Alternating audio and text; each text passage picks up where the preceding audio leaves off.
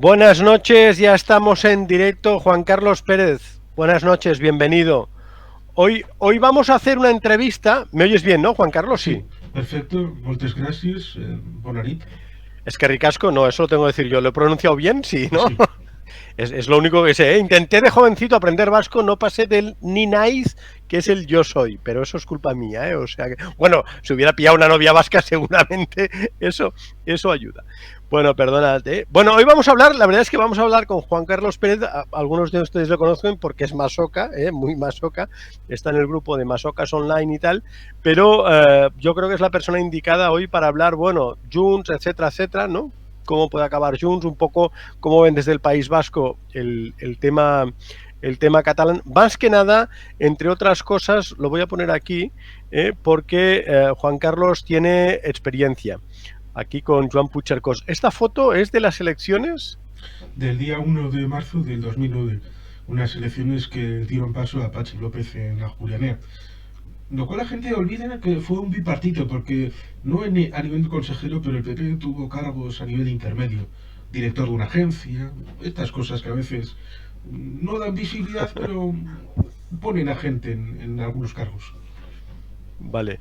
Juan Carlos, la verdad, es politólogo, ¿eh? Les pongo aquí el currículum, es su Sí, currículum político, pero para que vean, estuve. él es politólogo, ahora veremos, acaba de publicar también hace apenas unos meses un libro que yo confieso que tengo pendiente de leer, pero como pueden ver estuvo en Eusko Alkartasuna. Quizá, oye Juan Carlos, quizá que no resumas tú directamente tu currículum político, ¿no? Más que Sí, leernos el currículum sobre papel. hice ese currículum para incluirlo en el libro, que es este de aquí, el de Amores Pendejos, una historia de Uh -huh. 2009. Yo lo titulo El final de Euskal Kartasuna porque creo que el final de Euskal Kartasuna, a pesar de que ahora es un partido zombie, cuajó en ese 1 de marzo, las elecciones vascas, en las que pasó de haber tenido en coalición con el Perú en las dos últimas elecciones, en las del 2001-2005, 7 parlamentarios, pasó al uno, solo uno. Y eso precipitó un montón de cosas. Pues digamos que estuve de presidente del comité jurídico de las juventudes. Después estuve en la Ejecutiva Nacional de las Juventudes. Dentro del partido de Eusko Alkartasuna fui miembro de la dirección local de Enguecho. En el final del trayecto estuve en la Ejecutiva Territorial de Vizcaya durante 3 meses. Vamos, el libro es este, lo tiene en Mm. Amazon, se puede comprar y tal, Son o sea que... 270 páginas de puro amor, con nombres y apellidos, y uno de los Ah, protagonistas ni siquiera se acordaba de los detalles, porque, claro, han pasado muchos años, pero le gustó. no, lo de nombres y apellidos, hay que dar nombres y apellidos en los libros, ¿eh? 15 euros, ¿no? Veo 15,60, Sí, ¿no? Vale. Vale. Oye, quizá para los que... Yo ya tengo una cierta edad, no tanto como tú, y me acuerdo perfectamente de Euskal Kartasuna, pero quizá que expliques un poco que fue un partido liderado por Carlos Garaikoetxea, Lendakari, ex Lendakari ya entonces, ¿no? sí, Escisión del PNV, ¿no? sí, Carlos Garacochea tuvo que dejar el día 18 de diciembre del año 2000, del año 1984. Ya estaba haciendo el 25 aniversario. No, eso será cosa curiosa, pero digamos que en el enero del 85 entra Danza, que duraría hasta el 2 de enero de 1999, y digamos que acabó eclosionando esa escisión ya bispluralizada en septiembre del 86 en Euskal Kartasuna.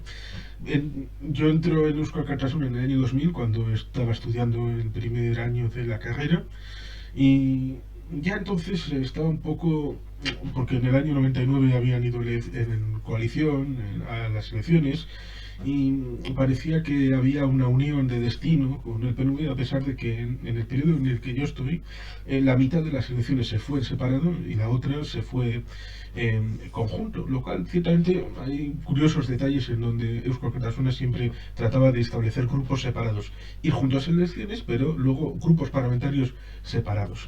¿Qué pasa? Pues que cuando vas por separado dependes de que haya votantes para tu propuesta. Y si no tienes votantes, entonces no tienes cargos públicos. Y si no tienes cargos públicos, no vienen ingresos. Y si no hay ingresos, entonces no puedes contratar a personal eventual ni mantener las sedes. Lo cual evidentemente empequeñece el partido, hay que hacer un ERE, hay que montar estas cosas que cuando dejas de tocar poder, pues ya Y eso es lo que acabó pasando en el siglo XXI. Y claro, ¿qué pasó? Pues que ahí había alguien con una chequera oculta, pero con dinero, y acabó comprando el partido, las siglas, para blanquearse en el año 2011 en aquella candidatura municipal que se llamó Bildu, como algo oculto, pero ponía alternativa que no se había presentado a ninguna elección, y es el patrimonio familiar de Óscar Matute Díaz de Jalón, que venía de Esquerra Batuga, de Izquierda Unida, y el ámbito de Euskal Cartasuna, para tratar de legalizar esa candidatura.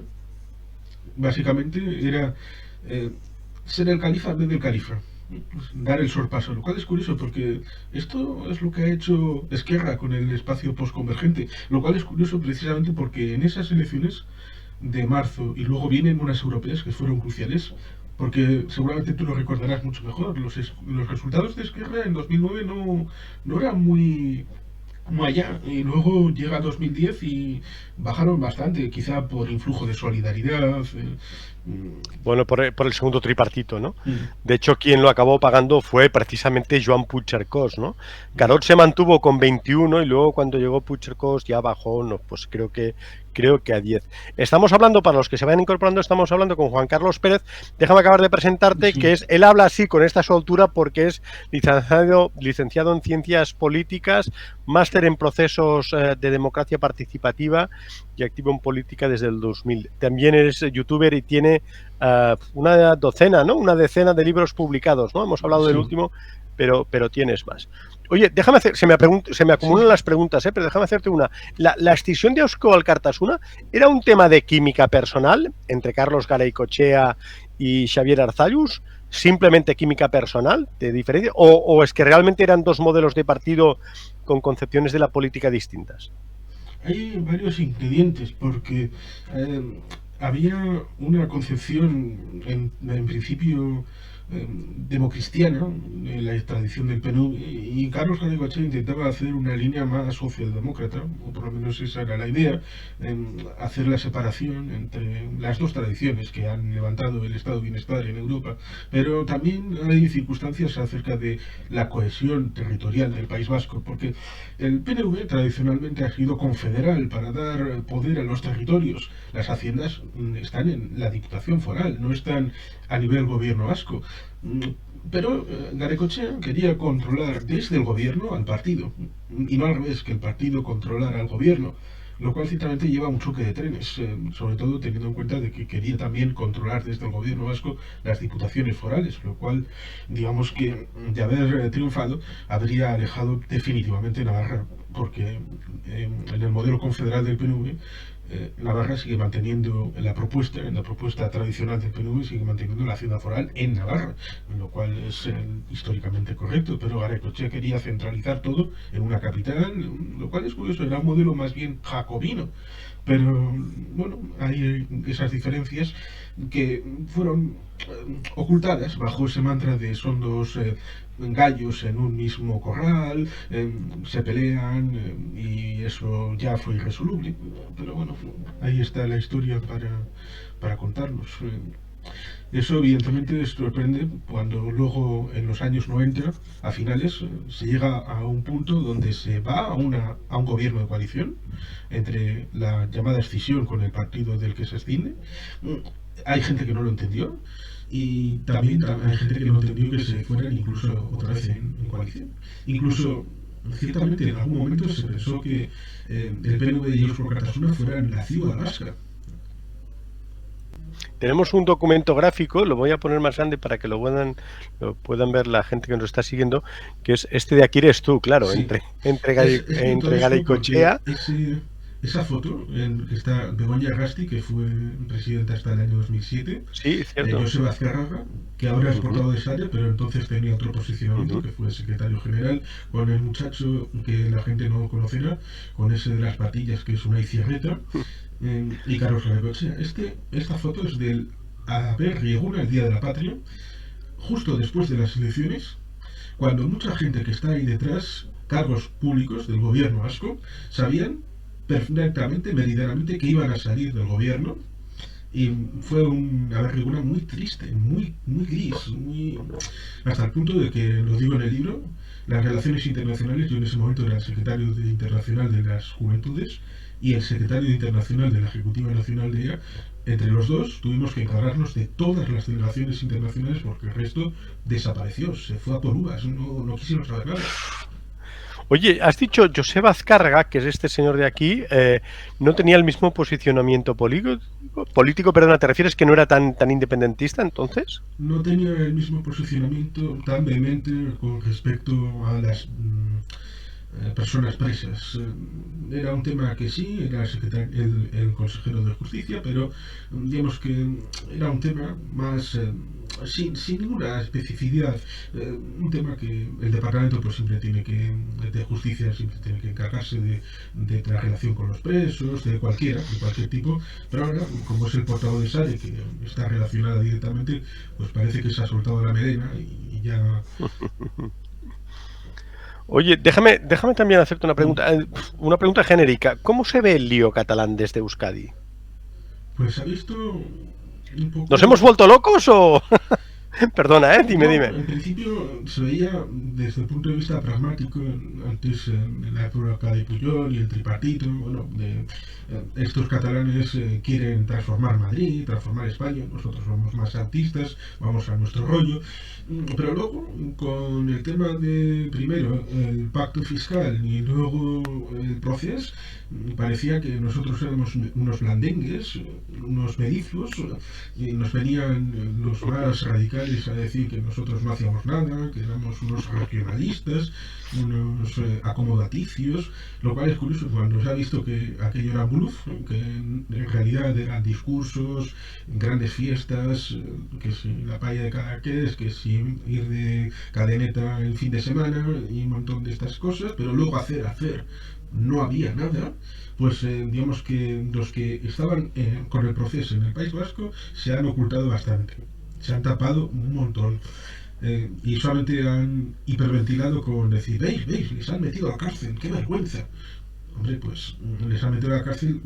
Me ha costado bastante poder metabolizar, porque salvo esa circunstancia, y creo que tú me ayudaste un poco, la idea de que en el momento en el que estamos, no hacer también puede ser hacer, y puedes desestabilizar no haciendo. Lo cual ciertamente puede ser complicado de entender, pero puedes hacer una declaración como hizo Mario Draghi, en aquel voy a hacer todo lo que haga falta para sostener el euro, luego no hizo directamente nada, pero ya calmó los mercados y eso fue suficiente. Decir, voy a declarar la independencia y luego no hacerla, también desestabiliza a Cataluña. Y eso, evidentemente, pues para la judicatura española tenía que tener una respuesta. Bueno, tenemos un gobierno en minoría, no sabe si aprobará los presupuestos, gobierna un partido de 33 escaños de 135 y el Parlamento, además de otras cosas, el tema de los sobresueldos, los asesores de la expresidenta y tal, no tiene presidente del Parlamento. Pero Juan Carlos, has dicho, se ha visto, el proceso es un bluff, se ve así, ¿no? Lo has dicho, me lo he apuntado y todo, ¿eh? Sí, Se ha visto que el proceso es un bluff, ¿no? Sí, últimamente se ve con bastante claridad. Para la gente, salvo los más del núcleo duro de los creyentes del proceso, que todavía queda alguno todavía queda, me refiero no en la izquierda, sino en la orilla del PNV, hay alguno todavía, pues están bastante calmados porque viendo la deriva, pues evidentemente no pueden seguir con esas ansias e ínfulas porque no tienen materia gris de dónde sacar desde Cataluña. Por eso han empezado a guiar, a pensar otra vez en Escocia y en otros referentes. Pero en el País Vasco hay catalanitis, lo digo, en Cataluña ha habido siempre vasquitis, aquello, los vascos sí que saben, los vascos sí que, no me digas, no me hagas utilizar alguna expresión más de tipo sexual. Incluso, perdona, en los años de plomo de ETA, algún sector aquí, no, los vascos y tal, ¿no? En el País Vasco hay ese sentimiento inverso, ¿no? Ahora, catalanitis, los catalanes sí que saben. Ha habido hasta hace no mucho, incluso después del 2017, incluso después del fracaso que supone algo tan increíble como que te convoquen unas elecciones desde Madrid. Y lo primero que hacen, en vez de denunciarlo, porque si tú estás inmerso con las orejeras, pero dentro del proceso, evidentemente lo que tú dirías es, vamos a abstenernos, no vamos a participar, no vamos a hacerles el juego a estos malvados de Madrid, pues todos se sumaron. Incluso después, en 2018, con el juicio y todo esto, alguno todavía daba la tabaja, pero yo creo que el proceso de catalanitis ha desaparecido y ya piensan, bueno, pues el peix Alcoba ahora está en Esquerra, iba a decir, la puta y la Ramoneta, pues ahora es Rufián, el señor Rufián, incluso se ha casado con una periodista del PNV, lo cual ciertamente se ha...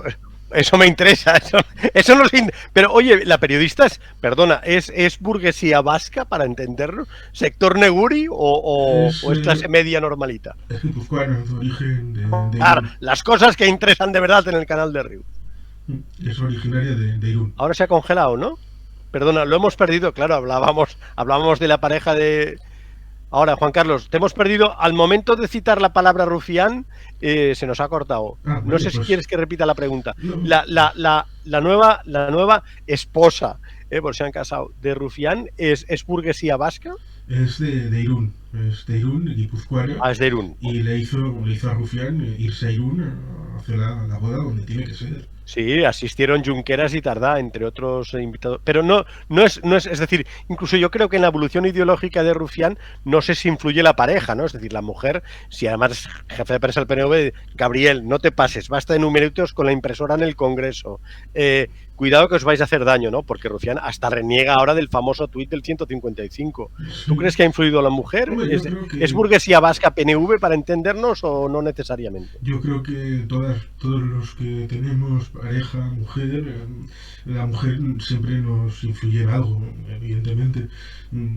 Es una influencia a veces positiva, a veces para profundizar en las neuras que podamos tener, pero bueno, pues seguro que le ha ayudado a evolucionar en este momento en el que las circunstancias son otras, Esquerra tiene otro papel, se han invertido, lo cual es curioso porque me recuerda, será paradójico e incluso para alguno una tontería, en el año 74 hubo una reunión en Jamaica en el que el Fondo Monetario Internacional y el Banco Mundial cruzaron sus sentidos originarios. Pues ahora parece que Esquerra y la antigua CIU han cruzado sus líos y ahora parece que la más vehementemente independentista, a pesar de que solamente sea de discurso, ahora es Junts, y Esquerra, pues venga, vamos a negociar con Madrid, vamos a sacar alguna cosa, y luego igual si nos sacan el presupuesto, porque según me han dicho va a ser 33, pero con apoyo externo de ILLA,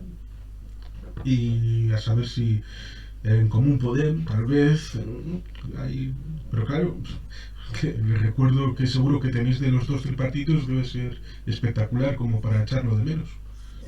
Y a lo mejor del tercero. No deja de ser curioso que la única alternativa que hay, o la única posibilidad de alternancia, ni siquiera eso, dejémoslo en alternativa al proceso, sea otro tripartito, ¿no? No hay posibilidad. El proceso ha hundido, entre otros, el catalanismo de toda la vida de Convergencia, ¿no? Sí, es una cosa que es interesante, que cuando uno pone en el frontispicio algo que lo considera lo más importante y a ese altar está dispuesto a sacrificar todo lo que haga falta, incluso principios básicos, pero que están siempre por debajo. Hay muchos casos, por ejemplo, la República Venezolana, el bolivarianismo, estaba dispuesto a sacrificar todo, derechos humanos, democracia, siempre que la burguesía estuviera en el poder. Acabaron sacrificando las elecciones burguesas. Hugo Chávez recibió de Fidel Castro la recomendación de: Huguito, si sigues haciendo esas elecciones burguesas, un día puedes perder el poder. Y un día se despertó con que la Asamblea Nacional tenía 2/3 de la oposición y podía cambiar la Constitución, con lo cual le quitó la luz, le quitó el agua, les quitó el poder, montó una Asamblea Constituyente y la que legislaba era la Asamblea Constituyente, sin hacer una constitución, porque siguen estando con la de 1999. Pues Junts parece haber sacrificado todo por poner el discurso de la independencia por encima de todo, a pesar de que se ha demostrado que en ningún momento han querido hacer la independencia. Lo cual, evidentemente, es un problema, porque ante eso está sacrificando las posibilidades, por ejemplo, de las elecciones municipales del año que viene. ¿Qué discurso pueden llevar los candidatos de Junts a las elecciones municipales? Que sea más o Y, menos común a todos. y los de Esquerra, pues claro, Esquerra que venderán las próximas elecciones al Parlamento. Ha pasado de las 155 monedas de plata, de a los 18 meses nos vamos, de la DUI y tal, a referéndum pactado, reconocido por la comunidad internacional. Todo el mundo sabe que esto es utópico, ¿no? Que Sí, las dos cosas, si me permites, dos preguntas. ¿Qué puede vender Esquerra y qué puede ofrecer Junts o qué puede vender Junts en las próximas elecciones municipales, ¿no? pues digamos que Esquerra puede tratar de vender el Payshal Cover en cuestiones que Pero haya. eso, perdona, eso es convergencia, ¿no? Eso era Pujol. Sí, sí. Hicimos el proceso, o hicieron el proceso, para no hacer lo que hacía Pujol, ¿no? El Peixalcoba, era anatema, era herejía, ¿no? Le ha tocado a Pere Aragonés, pero el auténtico heredero, tal como se quería proyectar Espera, hacia el Aragonés. futuro, el que podía haber sido el neopopulismo, habría sido Oriol Junqueras. Por eso hace cosas por dentro del partido para quitar y poner candidatos, que si aparta un poco a Pere Aragonés, que si margina un poco a Ernest Maragall, porque quiere controlar internamente candidatos, gobierno. Bueno, pues él se veía a sí mismo y quizás esté esperando al fin de su inhabilitación para volver a una primera posición política. Pero yo creo eso, yo creo que el puyolismo, el Peixalcoba, está en el nuevo alma que ha adquirido, ha tomado Esquerra. Junts no, es que no sé qué puede presentar porque primero está atomizado, porque fuera están en el último Aldea de Una, el día del partido, tuvimos la presencia de el señor David Bombay por el PDeCAT. Bombay, el líder todavía del PDeCAT, pero es que el PDeCAT Tuvimos no a la tiene Marta ni Pascal, representación parlamentaria. tuvimos a la Marta Pascal, que todavía tuvo menos votos del Sí, sí, PDC. sí. Pero, perdona, lo de Marta Pascal no se entiende, ¿eh? Porque yo la conozco. Pero claro, fundó el PNC, que yo recuerdo, en mi época convergente, yo recuerdo que el modelo, cuando fundamos la JNC, era para ir hacia el PNC, que era, el modelo era el PNV. Pero eso es hace 20 años, no ahora. O sea que lo de Marta Pascal, en fin, ya ves cómo está. Y luego ya para acabar de mencionar, Ángel Chacón, que estaba en el PDeCAT, se fue a Centrem, los ha dejado tirados y ella se ha ido, ¿no? O sea que... Y además está el divorcio de los dos muchachos que tienes detrás, Laura Borràs con el Sí, sector sí, sí, sí, sí. hiperventilado y el Sí, sí, señor sí. Turul con el sector de los llamados pragmáticos o algo Sí, así. pero sí, los turrullistas. Pero oye, eso es falta de liderazgo también. ¿Tú te imaginas a Arzallos y Pujol haciendo consultas? Bueno, ya sé que quedan muy bien, pero las consultas, las primarias rompen o aquello, tensionan los partidos. Aquí Bueno, estuvieron 7 horas para decidir que hacían la consulta y no sé cuántas horas más para la pregunta, ¿no? técnicamente el PNV, yo estoy en el PNV desde el año 2011, curiosamente desde el día 8 de marzo, lo cual es fantástico para el Pero ahora nombre. estás en el PNV, Juan Sí, Carlos. sí, soy afiliado Ah, al vale, PNV. vale, vale. Pues el PNV tiene sistemas de doble vuelta, que son una especie de primarias en donde no se vota un mismo día, en donde primero se hace una presentación de candidatos, nunca uno mismo, siempre te tienen que presentar otro. Hay una situación en la que evidentemente pues, se presenta para la primera asamblea de la primera vuelta, estos son los candidatos, se presenta el currículum y entonces se vota. Si saca una mayoría suficiente, entonces se pasa al tribunal electoral para hacer la criba, si cumple los requisitos, preguntarle al candidato a ver si acepta ser candidato y entonces luego es cuando se pasa a la segunda vuelta en donde ya se confecciona las listas, tanto internamente como externamente, lo cual digamos que es una forma de primarias que resulta emocionante porque hay un libro que se llama Herencia, siembra del nacionalismo vasco, en 1904, en 1912, en donde explica que en 1904 ya se hacía este sistema, lo cual es emocionante pensar en una democracia interna tan consolidada desde hace más de 100 años. Oye, déjame hacer primero una cuña publicitaria, Mm. porque loco, un momento. Perdona, Simón. Loco Loco dice que nos sigue desde Suiza. Gracias, Loco Loco. No, oye, si ves a Marta Rovira, avisa. Supongo que serás embajador de la Generalitat. Acuérdense que pueden poner los likes, hacerse suscriptores, hacerse Patreon, enviar un Visum, ¿qué más? No sé cuántas cosas más. Y luego he visto un comentario de Juana La Lola, que ayer coincidimos, que decía que con lo del proceso siempre, Juana siempre acertada, no se precisaban estas alforjas, ¿no? Déjame hacerte más perdona. Déjame hacerte más preguntas. Oye, ¿qué se ha hecho de Ibarretxe? ¿Te acuerdas? Porque claro, Sí. aquí nos lo tomamos también, todavía sigue siendo el referente de una parte del independentismo, pero vamos, su partido lo dejó tirado, ¿no? No, Casi. no, no, no, no. Primero decir que yo tengo, bueno, tenía una muy buena relación con el Lehendakari Ibarretxe. He estado en múltiples ocasiones, pero Juan José Ibarretxe estuvo de candidato en 1998, en 2001, en 2005 y en 2009. Fue el candidato.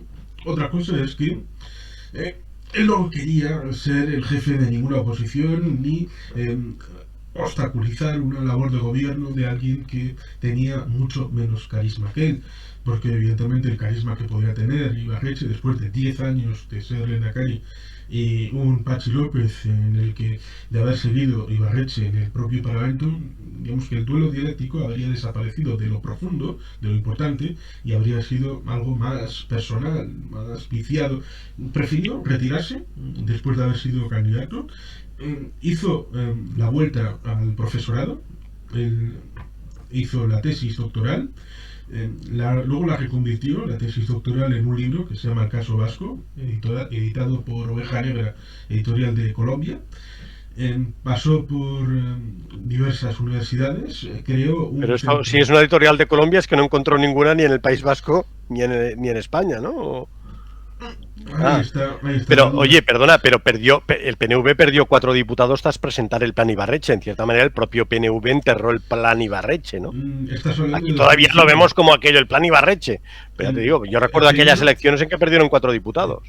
Primero, el plan Ibarretxe era una reforma del estatuto en base al artículo 46 del Estatuto de Autonomía, lo cual ciertamente no es algo a tontas y a locas, era una propia reforma que estaba dentro del marco constitucional, aunque claro, evidentemente uno debe de saber que los juristas a veces son un poco volubles a la hora de establecer los límites, porque el efecto personal siempre influye a la hora de establecer esos límites difusos de a dónde se puede llegar o no, pero era una reforma plenamente constitucional.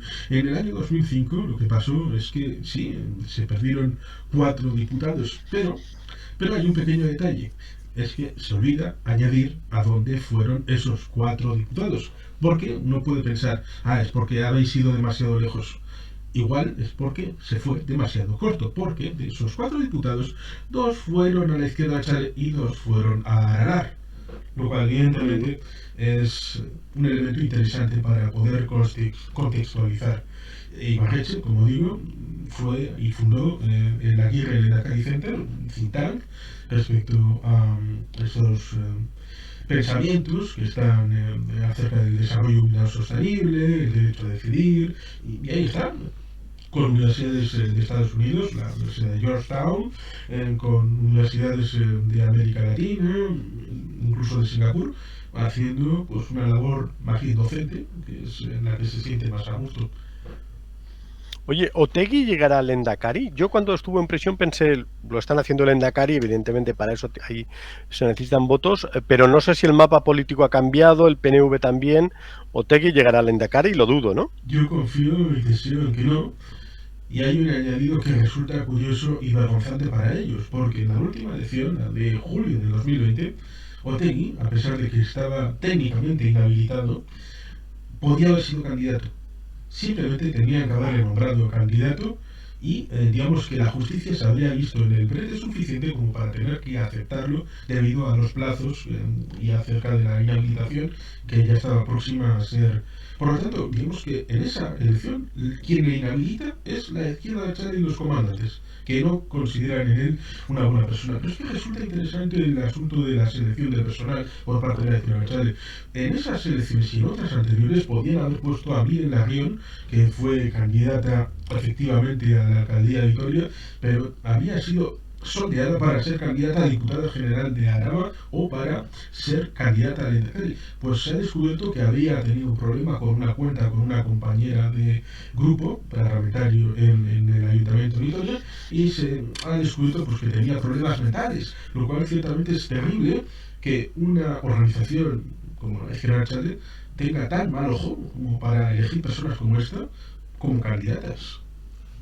Bueno, los de la CUP, hubo una dirigente de la CUP que denunció bullying sexual y todavía lo están buscando, Hombre, más o menos, ¿eh? me resulta curioso que ahora está Fernando Barrera como eurodiputado. Ah, no, ahora no está, está Ana Miranda, que es del Vega.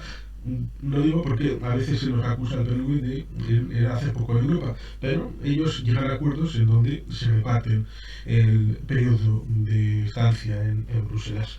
Pues digamos que el anterior candidato de la anterior legislatura en el Parlamento Europeo, un tal Josu Juaristi, dicen que le zumbaba a la mujer.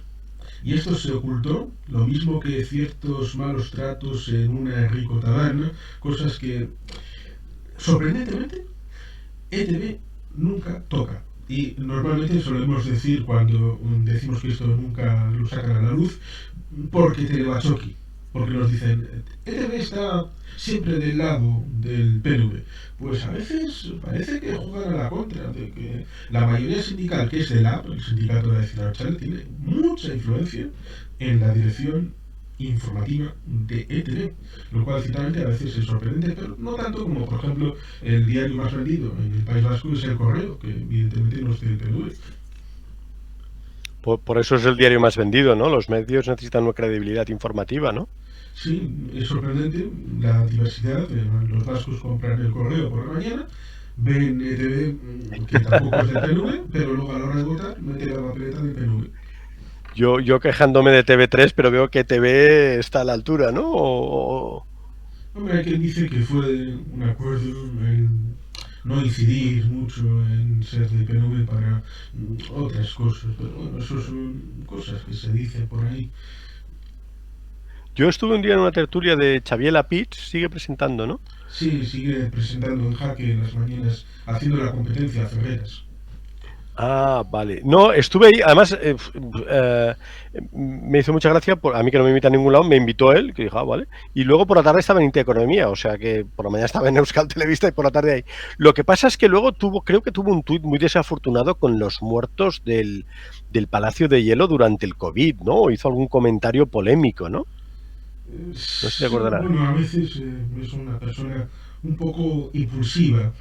Digamos que yo a veces tengo una mala costumbre, digo mala porque a veces lleva a problemas, de dar a los amigos que tengo en Twitter, darle like a todos los tweets que ponga esa persona, a todos, indiscriminadamente, simplemente por amistad. Y hubo uno que daba malas cifras del programa de Jaque en un determinado día y le di like y digamos que me bloqueó inmediatamente después de haber hecho eso. A pesar de ser un periodista de una cadena pública, hombre. Yo les doy like a veces no porque me gusten, sino para luego encontrarlos más fácilmente, pero bueno. Oye, déjame volver al tema vasco. Supongo que sabes que Otegi se ha convertido en un referente casi de Esquerra y del independentismo. Yo he visto fotos de familias fotografiándose con Otegi. Bueno, ya ves aquí una información antigua también. Es un amor no correspondido. ¿Esto cómo se ve desde el País Vasco? ¿Otegi merece estas veneraciones ni que sean mediáticas? No lo digo por esta información, lo digo por Esquerra. No, yo creo que no es correspondido porque las estrategias divergen. Por ejemplo, en el otro lado, creo que lo comenté en el grupo de Masocas, en 2012, en diciembre, es cuando se vuelve a Jurianía y en septiembre es cuando el tema de la Plaza San Jaume, las 3.000 personas, con Vicent Sanchís allí en un carrer de la esquina. Sí, te refieres, perdona, cuando más rompe con Rajoy en el 2012, ¿no? Sí, correcto. Pues sí, Sanchís en primera línea, sí. Y en diciembre, cuando se vuelve a Julianea, el Lehendakari Urkullu le llama a Artur Mas y le dice: Artur, vamos a ir juntos a plantear nuestras reivindicaciones a Madrid, juntos tendremos más fuerza. Y le dice el presidente Mas: no, Cataluña ha tomado su decisión completamente libre y soberana de ir hacia el Estado catalán, hacia la independencia. Bueno, pues compuestos y sin ninguna explicación, pues el Lehendakari Urkullu decidió tomar su propio camino, y ahora nos encontramos 10 años después en el que ese era el camino válido. Y Esquerra hace bueno ese camino. Es que Mas nunca se ha caracterizado por su visión política o su olfato político, ¿eh? Yo tuve un momento bastante bonito porque en ese año 2010, poco antes de que, en primavera, antes de que fueran las elecciones y Artur Mas se convirtiera en presidente, pasó por Bilbao, pasó por el Palacio Euskalduna, y yo estuve allí. Yo había hecho algún libro que, digamos, es anterior a estas últimas publicaciones, y saqué un ejemplar, y digamos que el señor Íñigo Urkullu fue el que me introdujo a la persona de Artur Mas, fue el que me hizo la presentación en ese momento, y le entregué el libro y se lo llevó para Cataluña, lo cual ciertamente tengo cierto conocimiento de ese momento. Y nos dijo en ese momento que lo importante para Cataluña no era nada referente ni al estatuto ni a la independencia, que dijo que tampoco. Lo importante era salir de la crisis económica, de los desfalcos que había hecho el tripartito, los despilfarros y todas estas cosas. Lo dijo medianamente claro, que cuando volvieran al gobierno, lo importante era la economía, la economía, la economía, y a partir de ahí, pues igual, luego, pues todo lo demás. Lo cual choca bastante con lo que ha pasado completamente después. ¿Tú a qué atribuyes la conversión de Artur Mas en el independentismo? ¿Es una conversión personal o es aquello de decir, bueno, mantenimiento en el poder, los recortes, los casos de corrupción?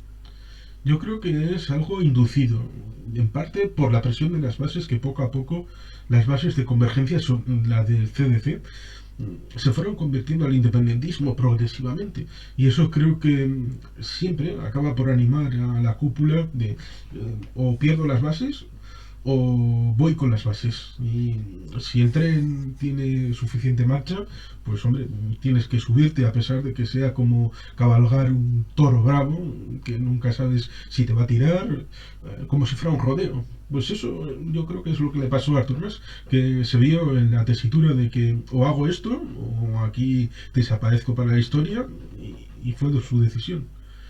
Estoy de acuerdo, pero las bases, primero la influencia de TV3 y de los medios de comunicación que estuvieron machacando, ¿no?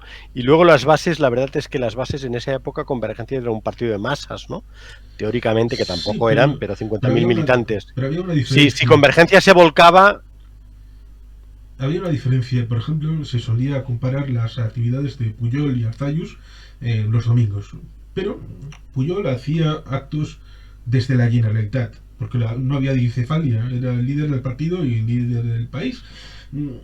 Pujol, en cambio, bueno, no tenía lo que Arzayus. Arzayus tenía un lehendakari que hacía las labores del país, y él los domingos iba inaugurando bachokis, y cuando no inauguraba una sede social, que es el bachoqui, pues hacía una pequeña reunión en algún bachoqui. Es decir, estaba siempre pegado a las bases, siempre creando tejido de partido. Parece que el ámbito de Convergencia era más algo ligado a las instituciones. Sí, pero fíjate lo que dice, perdona, Juana La Lola dice, he visto este comentario, Sí. Más se tiró al monte no solo por la presión de las bases. Yo creo que estoy de acuerdo. Y déjame, voy a poner otro, Simón, de también Pujol no quiso el cupo vasco. Es cierto. Cuéntanoslo. Yo recuerdo a Iñaki Anasagasti, que lo ha contado, y alguien más, incluso sí, por escrito. Pedro Luis Uriarte Santamarina, que fue el presidente de la parte vasca, digamos que, bueno, no es por tirarme flores, me ha permitido narrar alguna parte de su obra magna sobre el concierto económico, que son 3.122 páginas. La sacó en octubre de 2015 y es una obra bien interesante. Se dice que en el mediados del año 1980 hubo una reunión entre el señor Trías Fargas, el señor García Lloveros, que era el ministro de Hacienda, Economía y Hacienda, del gobierno aquel de Adolfo Suárez, y Pedro Luis Uriarte Santamarina, que entonces era recién estrenado consejero de Hacienda y Economía del gobierno vasco. La idea era trasladarle una propuesta de un concierto para Cataluña, lo cual es curioso porque bueno, se hacía en el marco de la LOFCA, la Ley Orgánica de Financiación de las Comunidades Autónomas, pero que en aquel momento las dos únicas comunidades autónomas que estaban constituidas eran Euskadi y Cataluña, lo cual evidentemente hacía que la reunión del Consejo de Política Fiscal y Financiera estuviera el gobierno español, el gobierno vasco y el gobierno de Cataluña. Y en ese marco es donde se le propone a Cataluña tener un pacto fiscal. Y Cataluña es la que dice que no. Hay dos versiones. Una que dice no porque es muy gravoso pedirle dinero a la gente, incluso después ir con la policía a pegarles, a reprimirles, y eso... Que recaude Madrid. Sí, que recaude Madrid y que reprima Madrid. Pero otra, que dice que es la que acabó saliendo por Pujol, para tratar de desviar el asunto, de que, bueno, en el 77 y en el 79 la mayoría era de izquierdas, estaba el PSUC, estaba el PSC, y aquellos no eran muy cercanos a la idea de tener un concierto, porque era una antiguaya, era algo que no servía para los vascos, con lo cual para los catalanes tampoco, y como no había una mayoría que superara a la voluntad de Esquerra y de Convergencia, pues entonces se decidió no tirar para adelante. Pero digamos, eso es una situación un poco pobre, porque recordemos que el actual himno de Cataluña, el himno del Segadors, es oficial desde 1993, con lo cual hay tiempo, mucho después de haber establecido el propio entramado institucional, para haber hecho cambios. Creo que te he escuchado alguna que otra vez que en la primera legislatura, con Heridos Barrera como presidente del Parlamento, hubo con Esquerra la posibilidad de hacer alguna actualización del estatuto y que se dijo que no. Lo cual ciertamente es sorprendente en un tiempo tan... De hecho, los catalanes hemos negociado cinco sistemas de financiación y nunca, bueno, es evidente, no hemos acabado no estamos contentos, o según el gobierno catalán no está contento. Yo, si me permites la confesión, una vez en una conversación privada con Pujol, ya hace años, no es que tuviese, pero bueno, nos encontramos en un tal, y yo le reproché lo de la financiación. Digo, bueno, aquí no quisimos el cupo vasco. Y él me dijo, alegó, que en las negociaciones del Estatut de Núria ellos eran cuarta fuerza política, lo cual era cierto, porque había ganado el PSC, el PSUC segundo, entonces el Partido Comunista, PSUC segundo, tercero incluso UCD, y el Pacte Democràtic per Catalunya, que era la primera coalición en el 77 de Pujol con socialistas payaquistas y el partido Trías Fargas, a ellos habían quedado cuartos, y decir, no teníamos suficiente fuerza, ¿no? Lo que pasa es que, bueno, lo que decíamos antes, ¿no? Que Madrid recaude, ¿no? Sí, por decirlo de alguna manera. Creo que hay que hacer una puntualización, y es cuando se habla del cupo, a veces se confunde la parte con el todo, el concierto con el cupo. El concierto es el sistema de recaudación en general, con todas sus viandas, por así decirlo. El cupo es el pago que hacemos al Estado por todas las competencias no transferidas, con independencia de dónde se gaste. Por lo tanto, es la primera obligación que hay cuando se ejecuta la recaudación de todos los impuestos en el País Vasco, que puede ser a veces 13.000, 15.000 millones de euros en el ámbito global, pues se separa en un primer término ese dinero que hay que pagar todos los años a Madrid por las competencias no transferidas y también por la solidaridad y otros elementos que están incorporados. Y después es cuando ya se establece el presupuesto para las 3 diputaciones forales, los 251 ayuntamientos y para el gobierno vasco. Es decir, que el cupo es el pago. Con lo cual, cuando alguno habla de es que tenemos que rebajar el cupo como si fuera el dinero que nos dan, hombre, pues a mí me gustaría rebajar el cupo, sobre todo cuando asumimos más competencias, es el dinero que se detrae del cupo, porque es un dinero que está recaudado aquí y se gasta en competencias que hemos asumido. Por eso es tan difícil que haya transferencias de competencias al País Vasco. Sí, piensa otra cosa. Yo creo que aquí también Unamuno lo dijo, ¿no? ¿Cómo dijo? A los mediterráneos, no nos pierde la estética, ¿eh? Creo que a los levantinos, creo, ¿no? Nos incluye a los catalanes, porque el famoso pacto del Majestic fue una serie de reivindicaciones que hizo Pujol, como sabes, Aznar, Mm. había, pues no sé, la supresión de los gobernadores civiles, que era cambiarles el nombre, delegados del gobierno, vale. No sé qué, la UNESCO y tal. Y en cambio, en el tema financiación, creo que era solo el 15% del IRPF. Sí, precisamente Con ahora lo cual, estoy leyendo un libro de Graciano Palomo que se llama La Tierra Prometida, que habla de los años 93 al 96. Un libro bastante interesante. pues eso, ¿no? ¿Es el último que ha sacado sobre la crisis del PP? No, No, no, es es un otro. libro antiguo de cuando Vale, el PP entró a sí, gobernar en el 96. Lo he vale. cogido de Pues una ya te tienda digo, de ¿no? segunda. Hubo el problema, yo creo, de que en el pacto del Majestic, en vez de ir directamente por la financiación, bueno, en algunos casos temas Sí, estéticos. Y luego piensa sobre... en ese Dime, dime. momento es un tema interesante porque Iñaki Anasagasti lo tiene en dos libros. La negociación de la investidura contada en pelos y detalles, porque a veces es interesante para la posteridad dejarlo bien escrito. Y parece que Convergencia en ese año 96 de la investidura quería ciertamente algo más impactante, más estético. Como dices, había recogido el 15% del IRPF de Felipe González, ahora quería el 30%. Quería que la reunión para formalizar fuera en el Majestic, en Barcelona. En el ámbito vasco se quiso hacer... Es curioso porque quien llevó parte de la negociación de la investidura fue el entonces vicelehendakari Juan José Ibarretxe Marcuartu, que quedaron tan impresionados los dirigentes del PP que quisieron hacerle ministro de Industria. Es curioso, ¿no? Lo que luego llegan a ser las circunstancias. Y cuando no pudieron, María Esther Solabarrieta, que era entonces diputada foral de Vizcaya de Medio Ambiente, podía haber sido la primera ministra de Medio Ambiente de España, como plato secundario al haber rechazado Ibarretxe. Pues los vascos, el PNV, en ese caso, el Grupo Vasco en el Congreso, trató sobre todo de asuntos ligados a la renovación del concierto, del cupo también. Euskaltel, que fue una empresa que fue en secreta. Telefónica se oponía, ¿eh? Era la Sí, ruptura del mercado tecnológico, por decirlo de alguna manera. sí, era el segundo operador que se comprometió con esa investidura. Se dijo, no se lo digáis a los catalanes, porque si Sí, lo exacto, decimos, exacto. entonces van a querer lo Si no lo mismo. pedían. Sí.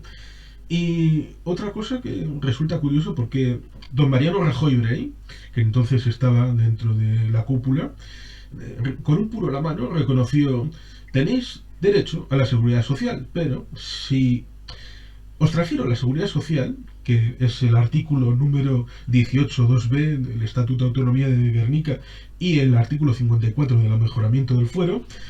Mañana mismo, Comisiones Obreras y UGT, los dos sindicatos, me van a montar una huelga general inmediatamente al llegar a Moncloa. Lo cual, evidentemente, políticamente no te lo puedo aceptar.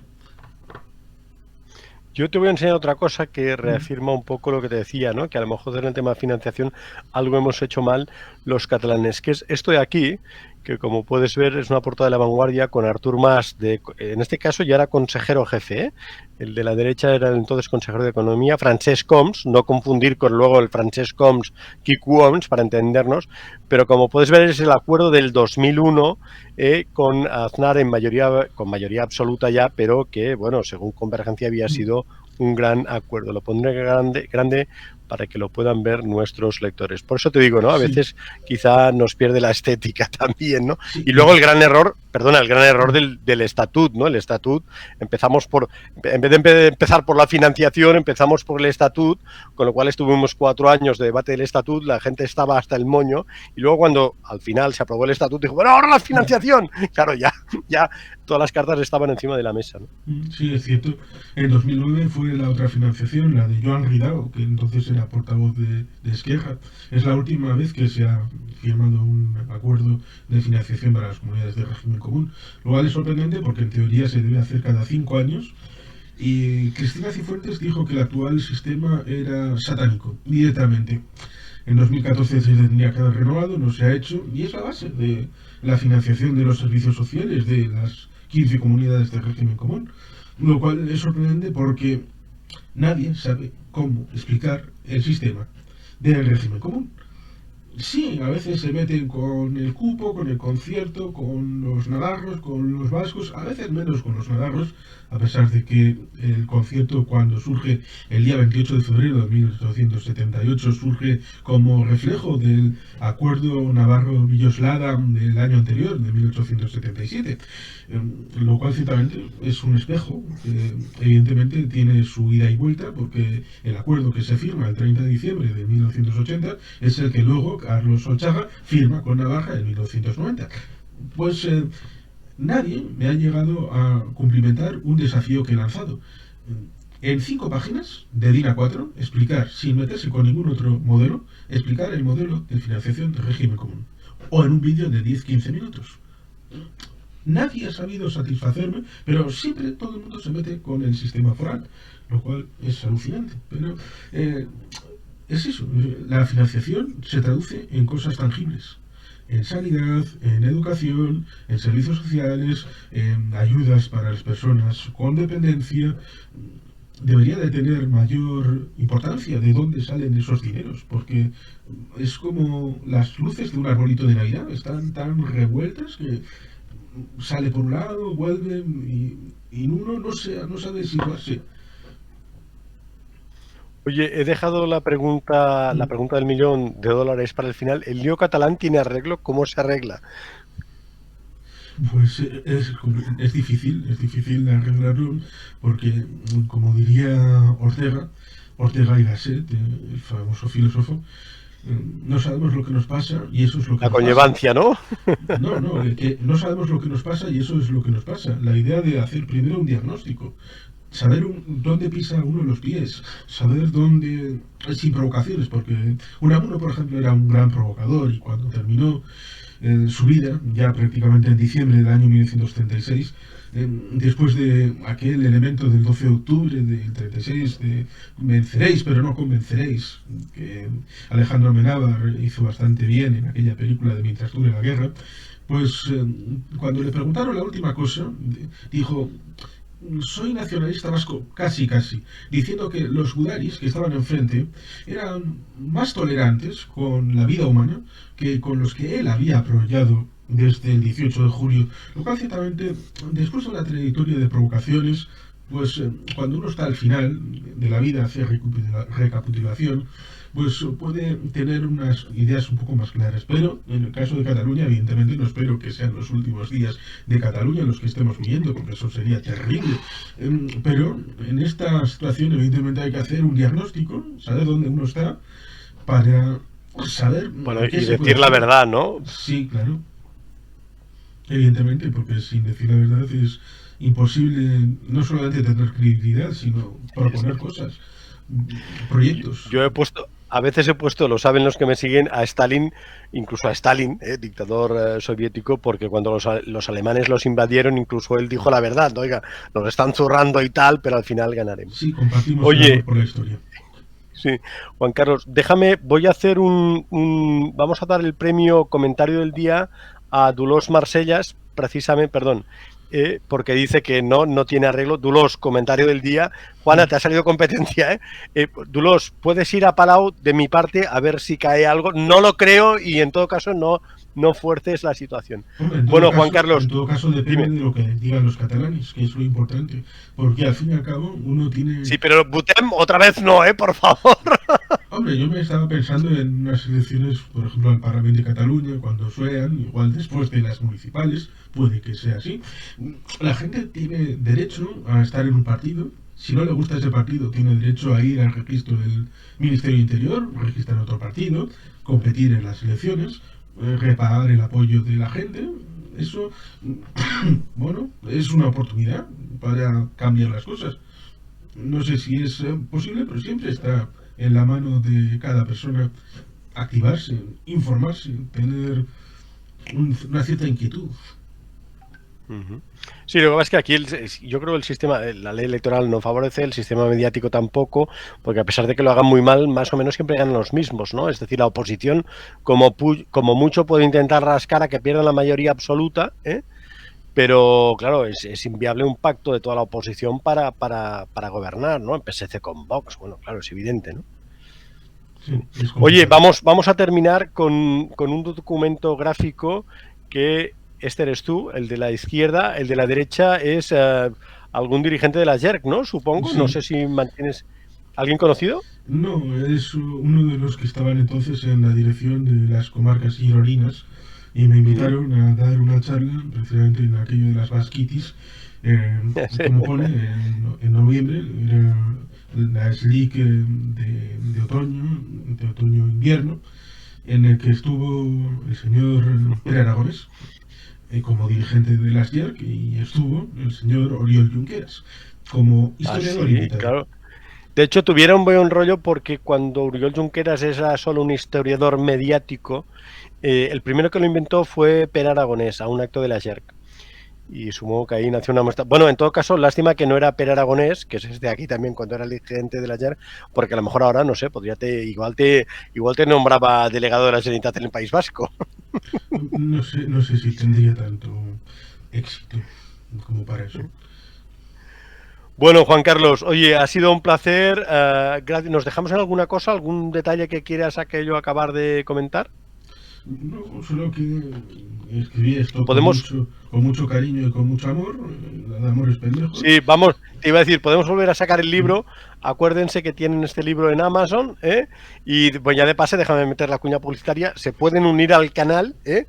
Está arriba a la derecha y tal. Bueno, se pueden hacer Patreons también, mecenas, visums, likes, dislikes, no, los dislikes no, y esas cosas, ¿eh? Oye, Juan Carlos, mañana, por cierto, mañana estaremos en la manifestación. Bueno, yo estaré currando, o sea que si hay 4G, quinto G, etcétera, etcétera, que no creo porque estará saturado, les hacemos un directo y si no, luego les cuelgo un reportajillo.